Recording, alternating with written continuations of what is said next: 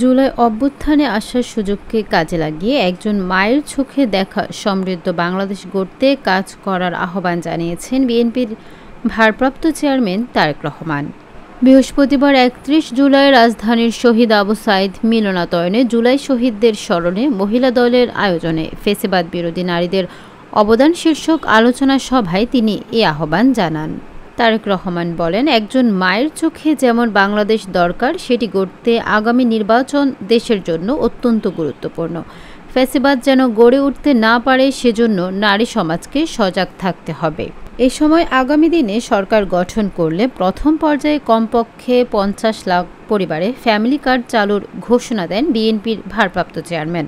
তিনি বলেন, বিএনপি রাষ্ট্র পরিচালনার সুযোগ পেলে নারীদের এই ফ্যামিলি কার্ডের প্রদান করা হবে।